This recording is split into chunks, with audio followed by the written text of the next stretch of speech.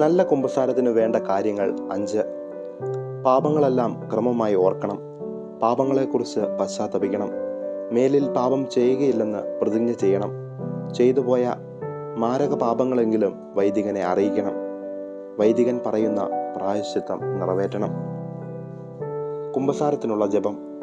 സർവശക്തനായ ദൈവത്തോടും നിത്യകന്യകയായ പരിശുദ്ധ മറിയത്തോടും പ്രധാന മാലാഖയായ വിശുദ്ധ മിഖായേലിനോടും വിശുദ്ധ സ്നാപക യോഹന്നാനോടും സ്ലിഹന്മാരായ വിശുദ്ധ പത്രോസിനോടും വിശുദ്ധ പൗലോസിനോടും വിശുദ്ധ തോമായോടും സകല വിശുദ്ധരോടും പിതാവേ അങ്ങയോടും ഞാൻ ഏറ്റുപറയുന്നു.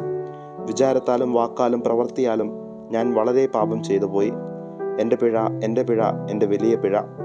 ആകയാൽ നിത്യകന്യകയായ പരിശുദ്ധ മറിയത്തോടും പ്രധാന മാലാഖയായ വിശുദ്ധ മിഖായേലിനോടും വിശുദ്ധ സ്നാപക യോഹന്നാനോടും സ്ലിഹന്മാരായ വിശുദ്ധ പത്രോസിനോടും വിശുദ്ധ പൗലോസിനോടും വിശുദ്ധ തോമായോടും സകല വിശുദ്ധരോടും പിതാവേ അങ്ങയോടും നമ്മുടെ കർത്താവായ ദൈവത്തോട് എനിക്ക് വേണ്ടി പ്രാർത്ഥിക്കണമേ എന്ന് ഞാൻ അപേക്ഷിക്കുന്നു. മനസ്താപ പ്രകരണം. എൻ്റെ ദൈവമേ, ഏറ്റവും നല്ലവനും എല്ലാത്തിനും ഉപരിയായി സ്നേഹിക്കപ്പെടുവാൻ യോഗ്യനുമായ അങ്ങേക്കെതിരായി പാപം ചെയ്തു പോയതിനാൽ പൂർണ്ണ ഹൃദയത്തോടെ ഞാൻ മനസ്തപിക്കുകയും പാപങ്ങളെ വെറുക്കുകയും ചെയ്യുന്നു. അങ്ങയെ ഞാൻ സ്നേഹിക്കുന്നു. എൻ്റെ പാപങ്ങളാൽ എൻ്റെ ആത്മാവിനെ അശുദ്ധമാക്കിയതിനാലും സ്വർഗത്തെ നഷ്ടപ്പെടുത്തി നരകത്തിന് അർഹനായി തീർന്നതിനാലും ഞാൻ ഖേദിക്കുന്നു. അങ്ങയുടെ പ്രസാദപര സഹായത്താൽ പാപ സാഹചര്യങ്ങളെ ഉപേക്ഷിക്കുമെന്നും മേലിൽ പാപം ചെയ്യുകയില്ലെന്നും ദൃഢമായി ഞാൻ പ്രതിജ്ഞ ചെയ്യുന്നു. ഏതെങ്കിലും ഒരു പാപം ചെയ്യുക എന്നതിനേക്കാൾ മരിക്കുവാനും ഞാൻ സന്നദ്ധനായിരിക്കുന്നു. ആമേൻ. ദൈവകൽപ്പനകൾ നമുക്ക് വിചിന്തനം ചെയ്യാം. 1-ാമത്തെ കൽപ്പന. നിന്റെ ദൈവമായ കർത്താവ് ഞാനാകുന്നു, ഞാനല്ലാതെ മറ്റൊരു ദൈവം നിനക്കുണ്ടാകരുത്. സൃഷ്ടാവിനേക്കാൾ ഉപരിയായി സൃഷ്ടിയെ ആരാധിക്കുകയോ സ്നേഹിക്കുകയോ വിശ്വസിക്കുകയോ ചെയ്യുന്ന പാപങ്ങളാണ് ഈ മേഖലയിൽ വരിക. സാത്താൻ സേവ നടത്തിയിട്ടുണ്ടോ? സാത്താൻ സഭയിൽ അംഗമായിട്ടുണ്ടോ? ബ്ലാക്ക് മാസിൽ പങ്കെടുത്തിട്ടുണ്ടോ? ഇത്തരക്കാരുടെ ആരാധനയ്ക്കായി തിരുവോസ്തി മോഷ്ടിച്ച് നൽകിയിട്ടുണ്ടോ? ഓജോ ബോർഡ് ഉപയോഗിച്ചിട്ടുണ്ടോ? അതിനായി മറ്റുള്ളവരെ പ്രേരിപ്പിച്ചിട്ടുണ്ടോ? സാത്താൻ സംഗീതം ആസ്വദിച്ചിട്ടുണ്ടോ? സാത്താനെ ചിത്രീകരിക്കുന്ന അടയാളങ്ങൾ, ചിത്രങ്ങൾ, ഇവ പതിപ്പിച്ച ലോക്കറ്റുകൾ, മോതിരങ്ങൾ, സ്റ്റിക്കറുകൾ, വസ്ത്രങ്ങൾ ഇവ ധരിച്ചിട്ടുണ്ടോ? ഇത്തരം സംഘടനകളുമായി ഏതെങ്കിലും തരത്തിലുള്ള ബന്ധങ്ങൾ ഉണ്ടായിട്ടുണ്ടോ? അവരുടെ നിർദ്ദേശങ്ങൾ അനുസരിച്ചിട്ടുണ്ടോ? അവരുടെ പ്രസിദ്ധീകരണങ്ങൾ ഉപയോഗിച്ചിട്ടുണ്ടോ?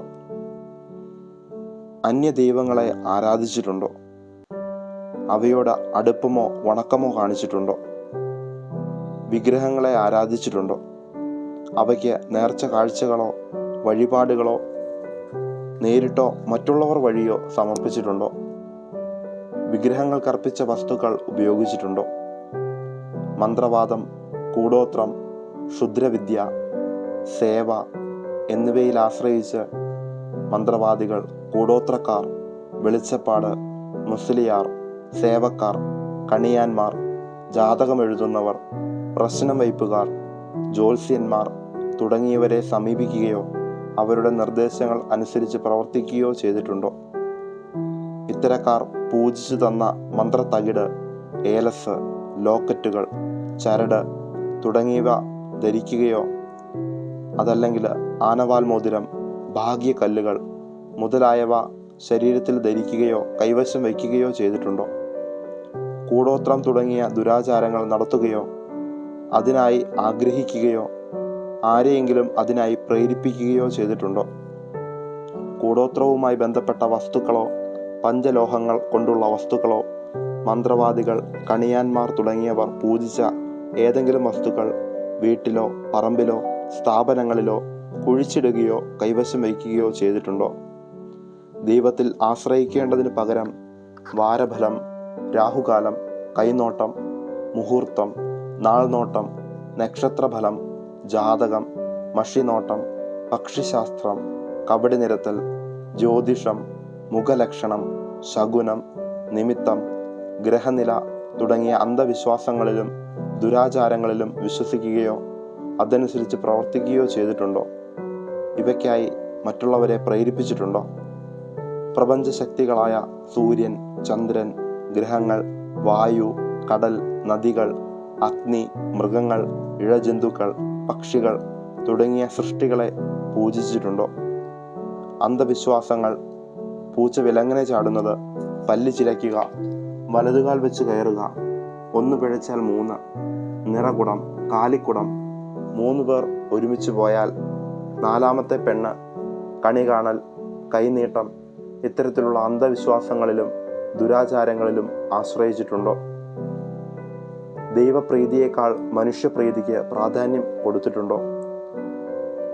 കുട്ടിദൈവങ്ങൾ, അവതാരങ്ങൾ, സിനിമാ താരങ്ങൾ, കായിക താരങ്ങൾ, രാഷ്ട്രീയ നേതാക്കൾ എന്നിങ്ങനെ വ്യക്തിപൂജ നടത്തിയിട്ടുണ്ടോ?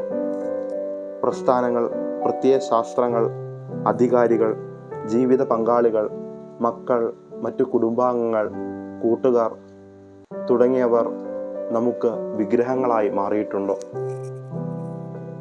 ഞാൻ എന്ന ഭാവം വെച്ച് പുലർത്തിയിട്ടുണ്ടോ?